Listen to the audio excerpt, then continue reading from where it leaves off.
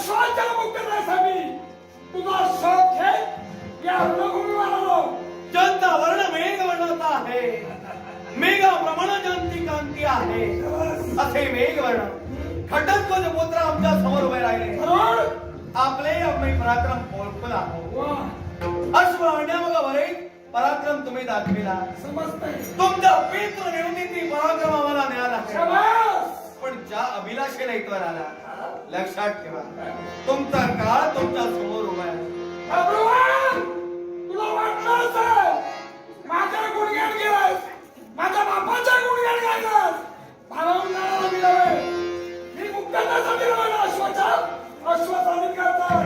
अश्वत्थ जेव्हा मी वंदन केलंय, सहजासहजी जर का मुक्तता करायची असती तर आम्ही थट्टा म्हणून अश्वबंधन केला नसतं. अश्वाचा तू पत्रिकेत तुम्ही रेखा दिला जगाची शौर्य सामर्थ्येत अश्वाचं वंदन करावं. म्हणून मी का विरोध म्हणून अश्वाचं वंदन केलंय ते तुम्हाला देण्यासाठी की का?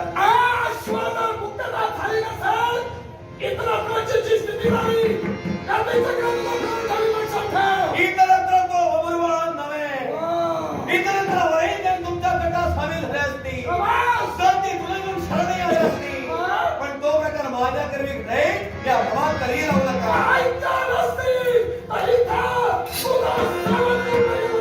मग माझाही नवीन होतोय. त्या पांडवांनी माझा धनुर्ध अपमान केलाय, त्या पांडवीरांना मला धडा शिकवायचंय. जिवंत राहण्याची संधी देतोय माझा त्याला.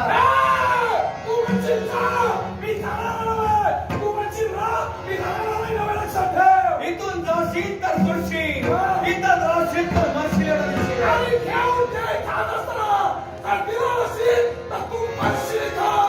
मग अश्वत्थ वंदन ते मी केलंय, तर तुम्हाला सहजासहजी देण्यासाठी नव्हे. का तुझ्या जीवनात शेवटची संधी देतोय. स्वतःच्या जीवनाचं संरक्षण करून कर्तव्याचा प्रदान तुला जर का करायचा असेल, तुझ्या देहाचा पिंजरात वास्तव करायला आपलो मी परमेश्वरा. तुझ्या देहाचा त्याग करू नये. जीवनात चाल मैं गर्विष्ठ नाही गवळला. तुझ्या पर्वत धारण करून तुझ्या प्रेताची मागणी घेणं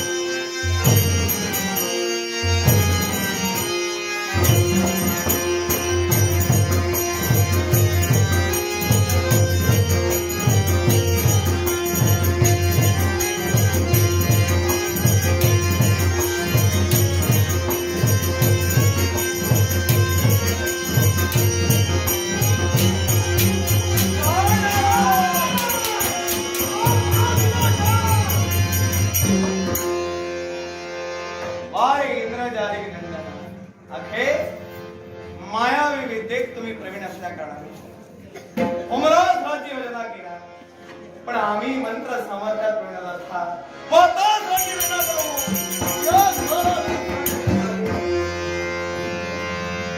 सैनिक सावला अगदी वरील वीर या कटकाला जातात, एक वीर माघारी जातोय, अर्धा सावध राहा, दुसरा वीर येण्याची जाऊन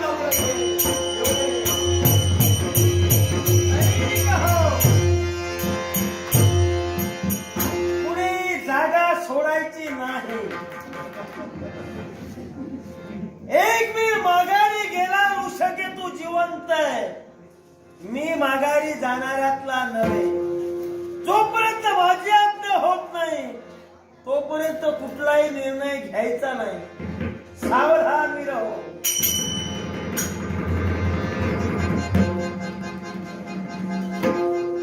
स्वागतम सुस्वागतम.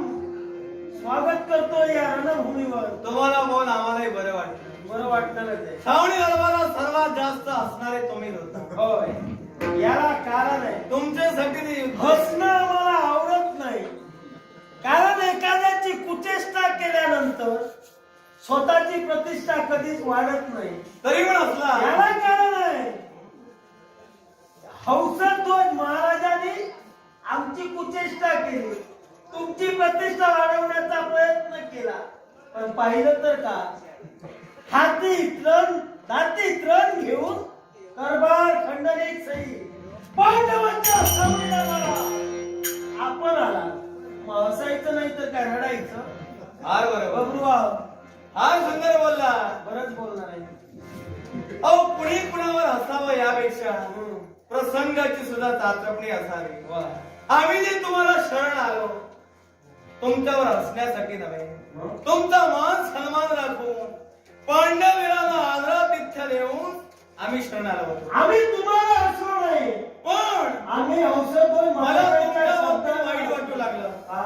ओ पांडव म्हणे धर्माचे व्रत करते म्हणून तुमची ख्याती कीर्ती आहे. ओ दारी आलेला अतिथी याचा आदरातिथ्य कसं करावं हे ज्यांना समजत नाही त्यांनी धर्माच्या आणि तत्वाच्या गोष्टी करूच नाही. धर्म काय करावा आणि काय करू नये हे पांडवांना तुम्ही शिकवत नाही. कारण ज्या देव गोपाळ कृष्णाच्या आज्ञेनं एक एक पाऊल पांडव उचलत आहे, ते पांडवांचं पाऊल असत्याचं कधीच नसणार आहे, ते धर्मस्थापनेसाठी नसणार आहे. मग गोपाळ कृष्णाच्या आशीर्वादाला जर तुम्ही चालणारे आहात, मग दारी आलेल्या अतिथीला कुठल्या पद्धतीनं मान सन्मान द्यावा आणि त्याचा कुठल्या पद्धतीनं अपमान करावा हे तुम्हाला गोपाळ कृष्णाने शिकविलं नाही की? अपमान तुमचा केला, तुम्ही बापाच्या शोधाला आला. ज्या बापाच्या शोधात तुम्ही आला तो बाप मान्य करत नाहीये, तुम्ही त्यांचे पुत्र आहात. या दोष इतर पांडवांचा नव्हे. मग इतरत्र पांडवांचा जर का दोष नाही तर इथं का आला? एकाच गोष्टीसाठी आमचं धर्मकार्य बंद पडलं. कारण ते धर्मकार्य म्हणजे कुठेतरी तुम्ही अडकता. बरोबर आहे. कारण एखाद्याची गरज नसल्याशिवाय तिथपर्यंत माणूस पोहोचत म्हणजे गर्दीमध्ये इथं आलेला कामापुरते आम्ही प्रत्येकाकडे जातो. कामामध्ये वैद्यामध्ये त्यातले तुम्ही असं समजा. पण हे सारं करत असताना आमच्या अश्वाची मुक्तता करा, आणि जर होत नसेल तर तसं सांगा. होणारच नाही. होणार नाही हे काही विचारायची गरज झाली. याला कारण आहे. ओ जिथं अश्वाचं वंदन केलं सोडण्यासाठी की का? बाबा रे, तू ज्ञानी आहेस. ज्ञानी माणसानं किंवा दुसऱ्याचं ऐकावं. आम्ही जे सांगतोय ते धर्मकार्यासाठी सांगतोय. तुमचं नाव धर्मकार्य असं आहे, पण अश्व मला द्यायचं नाही त्याचं मला. मग जर का द्यायचं नसेल तर आम्ही आमचा धर्म टिकवून नक्की ठेवणार आहोत. धर्मासाठी पंचप्राण गेले तरी चालतील, मेलो तर गेलो, पण धर्म करूनच जाणार. तुमचा धर्म आणि अधर्म मला ज्ञात आहे. आम्ही तो ओळखलेला आहे. आता कटन यांच्याशी बोलण्याची माझी इच्छा आहे. तुमचा पोरखे इथं होण्यापेक्षा तुम्ही चला, तुम्ही स्वतःने निघून जो पोरकरी तो होणार आहे ना, तो ज्येष्ठांसमोर कधी होणार नाही. आणि म्हणून तुम्ही राहू नका. म्हणून ज्येष्ठांशी बोलणं उचित आहे. कारण तुमचं कसं आहे, हसावं वाटलं तुम्ही हसणार, रडावं वाटलं तुम्ही रडणार. तेव्हा तुमचं तुम्हालाच काही कळत नाही तुमच्याशी काय बोलणार. याला कारण आहे. कारण माणसाला हसवावं खेळवावं, नंतर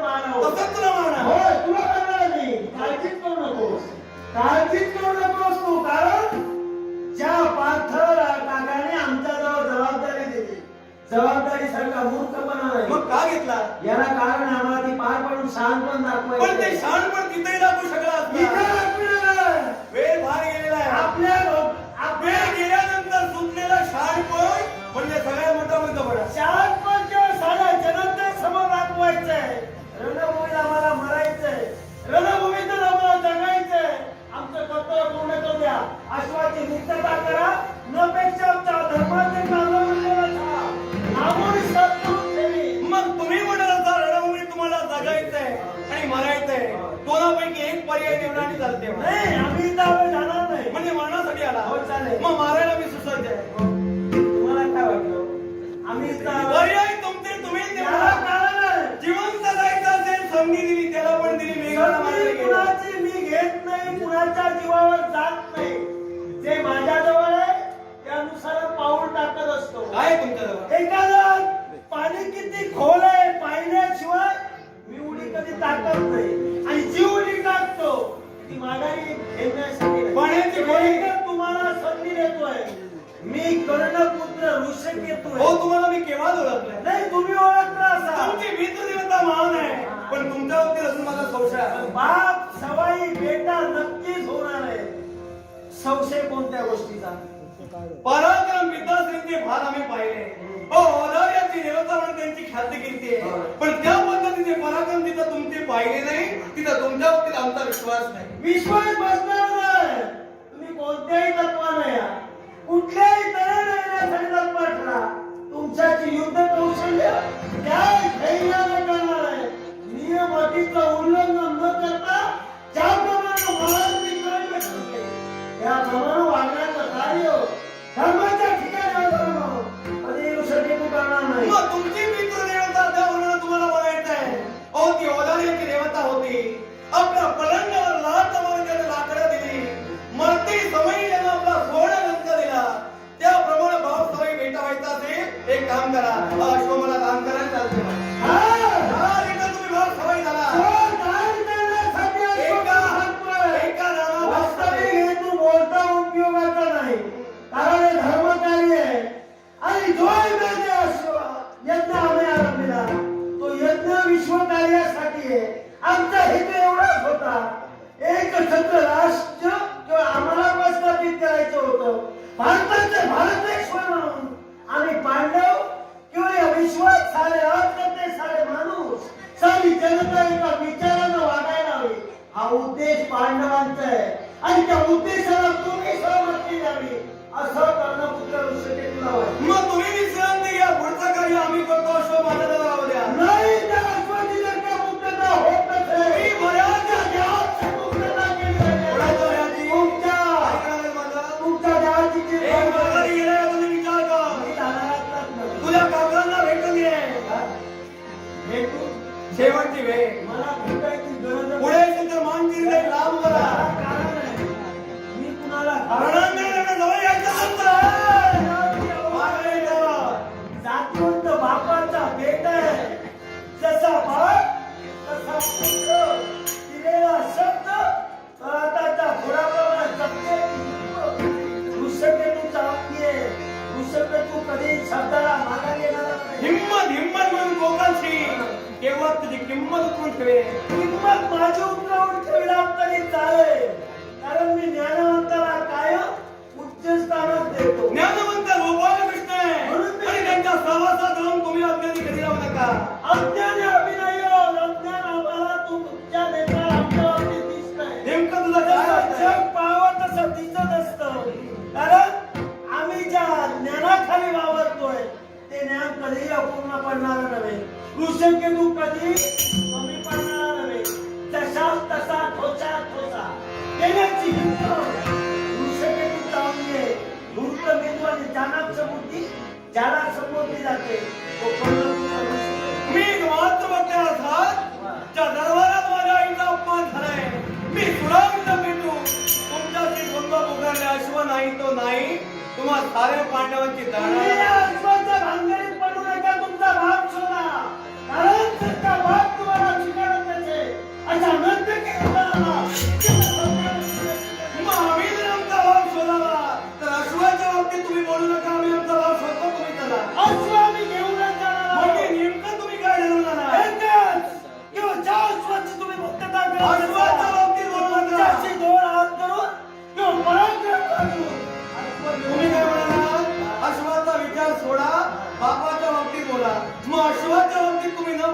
मागे चला, मी बापाचंही पडील अश्वाचंही पडील. याचा अर्थ असा होतोय अश्व सोडा आणि तुमचा बाप सोडा. मी असं म्हणत नाही अश्व ठेवा आणि बाप सोडा. तुमचे अर्थ लावायला मला वेळ नाही म्हणूनच सांगतो. म्हणूनच जरा सावळीबरोबर विश्रांती आणि मग या. शाहूगिराची विश्रांती आम्हाला नकोय. आम्ही विश्रांती कधी घेत नाही. आम्हाला कर्तव्य महत्वाचे, कर्तव्य पूर्ण होत नसे लक्षात ठेवा. मग मी माझं कर्तव्य करण्यासाठी उभा आहे. तुम्ही माझा कर्तव्य बनवू नका. आमचा धर्म आहे, तू अवलंबन करू नको. धर्म तुमच्या वशील आहे आणि तो धर्म आम्हाला स्थापन करायचा आहे. आणि ध्येयाच्या संकल्पाने व्यापी कर्मही करताय. ते कर्म करू द्या, पण आम्हाला विश्वधर्म करू द्या. पण मी तेव्हा असताना अश्व देणारच नाही मग जर का आतमध्ये येत नसाल, आम्ही सुद्धा सुसज्ज आहोत. कशासाठी व्यूहरचना करू. असं कुठला व्यवहार असणार? तुम्ही जे व्यूह रचना त्या व्यूहाला प्रतित्व आमचं आहे. मग असं कुठला सांगण्याची प्रतित्व? गरजच नाहीये. तुम्ही एक व्हील आहात. त्याला निरीक्षण करा आणि परीक्षण करू. आम्ही जे व्यूह रचलो त्याचं उत्तर तुम्हीच सांगा. हे सारं परीक्षण मी केलेलं आहे आणि यातच मी ओळखलेलं आहे तू मरणार या शंका नाही. कारण सैन्य तुझं कुठं जातं इकडे तुझं लक्ष नाही. याला कारण ते आहे. मागचे माझं गेले आहे. माझ्या सैन्यावर माझा भरोसा ते आहे. म्हणून मागायला जात आहे. जाऊ द्या. हे बाप म्हणताय ते गेले तरी चालतील. मी एकटा लढेल. लढता मरेल, पण नाव रूपानच मरेल. काय करणारा? तू सोडत नाही अश्व. तू अश्वाची मुक्तता करणार आहे. अश्व देण्यासाठी तुझ्याशी काय युद्ध आयुध शस्त्र करायचो पारंपरिक करू शकेल नाही. त्याचा वापर तो तुझ्या जीवनात करणार. म्हणून अश्व मुक्त करून ठेवून आलाय. माझ्या जीवनाचा वाटेल ते करा, पण जोपर्यंत माझ्या आईला लागलेला कलंक आणि माझ्या मनात येते तोपर्यंत अश्वाची मुक्तता नाही. अश्वाची मुक्तता तू करून नको. अश्वाची मुक्तता आम्ही आता करून घेऊन जाणार. तुझा सर्वनाश करू. माझा सर्वनाश करण्यापूर्वी तुझा सैन्य मागायला त्याला थांबव. माघारी जाणार नव्हे. सैन्य येणार आहे. मी प्रत्येकाला सांगितलेलं आहे, मनाप्रमाणे वागू नका. माझी आज्ञा घेतल्याशिवाय काय करू नका. मी त्यांना तसंच सांगितलं. आपण बेसावध राहायचं. समोरचा बेसावध राहायला हवा. आपली तुकडी विस्कळीत दिसायला हवी. वीराला मारायला हवं. कारण तो विस्कळीत तुकडी बघता बघता आपले पंचप्राण गमावून बसतो. आणि ते आम्हाला तुमच्या बाबतीत करायचं आहे. आणि सोडा. तुला काय वाटलं? काय? हे सगळं चित्र पाहून मी स्वतःहून मरणार? रमय तुझा रणंगला त्या ठिकाणी उभा आहे तो तुम्हाला मारण्यासाठी. तेव्हा अश्व तुम्हाला हवाय, मला तुमची गरज नाही. तुम्ही जाऊ शकता. हो!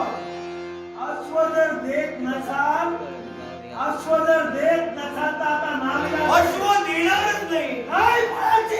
अश्व मिळणार नाही. जर का देत नसाल, तर श्रीमती काय करू? तू सगळे तू होय.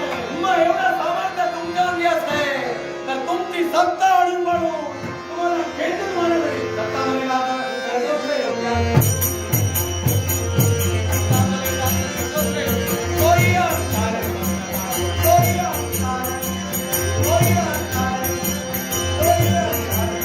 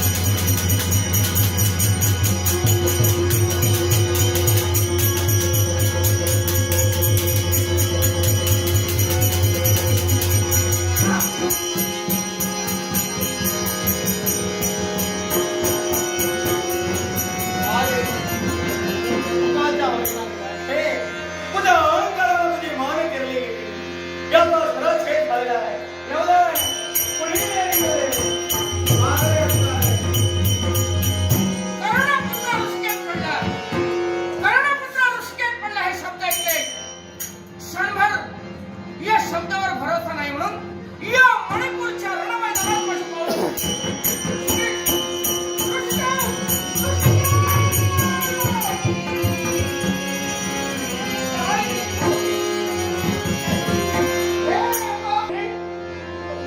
पण आज काय पाहतोय ऋषिकेश, तू सुद्धा मला सोडून गेला.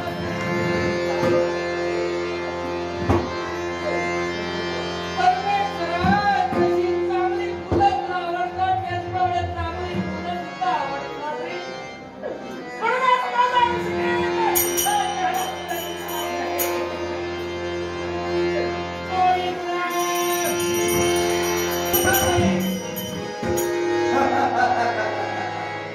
आम्ही मारलंय मग भगवान आणि याचं मरण जे आलं याला सर्वस्वी काढेव स्वतः तुम्ही आहे. तो कसं काय तुमच्यामुळे हा प्रमाद घडतोय. बोलण्याचा अर्थ माझ्या मातीची झालेली विटंबना आणि श्रावणी नावातील प्रकार आठवा. आणि म्हणूनच आला तो शरण पण आता येते तुमच्या वाटेला मरण. आणि त्या समाजाचा विचार मी कधी करणार नाही. कारण धर्मधारी पाळताना सगळ्या मरणाचा विचार आपल्या जीवनात कधीच केला नाही. समोर आलेल्या प्रत्येक प्रसंगाला प्रसंग राहिला, आलेल्या संकटाला धैर्याने ज्याला तोंड दिलंय तो धनुर्धारी पाळतो. आज तुला इथं मार्गदर्शन करणार. गेले ते गेलं आणि राहिल्या त्या आठवणी.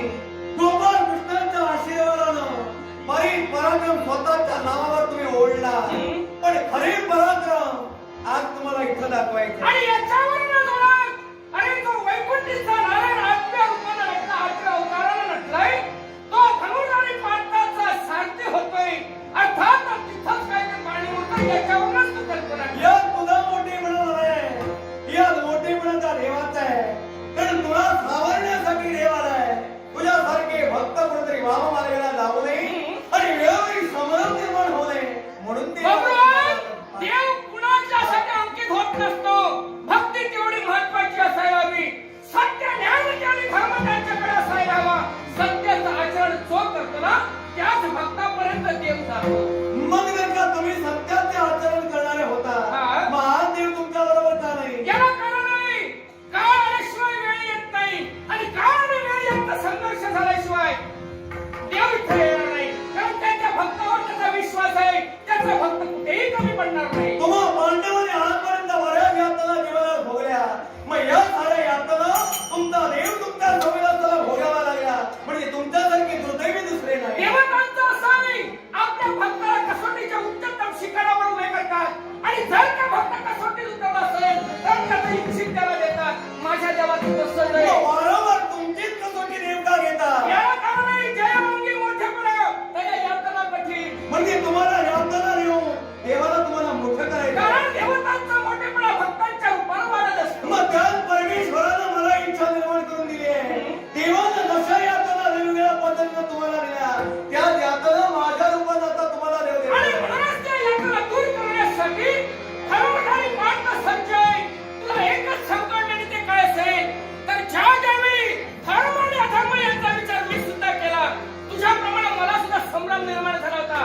त्याच वेळी भगवान गोपाळ कृष्णाचे शब्द, अरे तू निमित्त असणार नाही, जबाबदार मी आहे. म्हणूनच तुला सांगतो प्रत्येक प्रश्नाचं उत्तर हेच आहे. याच्यासाठी ज्यानं माझ्या ऋषिकांचा सेवन केला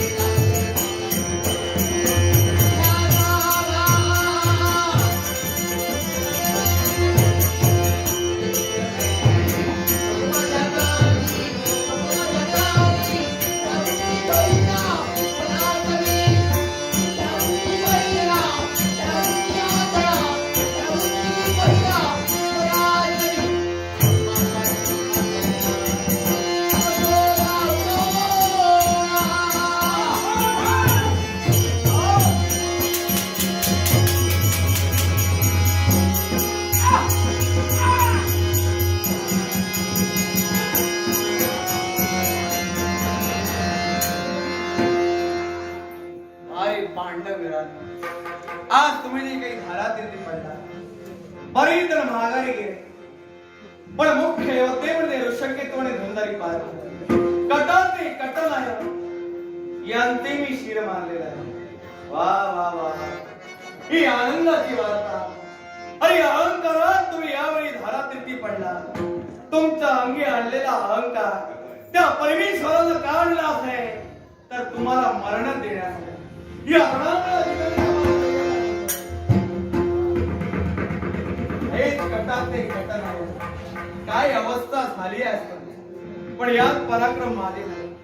ही सारी पुण्यही माझ्या आईची आहे. म्हणजे रणांगणाच्या राई शिव स्वरूप वासे आज वीर बबरू आनाते. शिव स्वरूप वासे आज वीर बबरू आनाते. झाले आज सूड सफल त्या मातृ अपमानात. मातृ अपमानाचा सूड घेतलाय. मग सैनिक होता ही आनंदाची सुखद वार्ता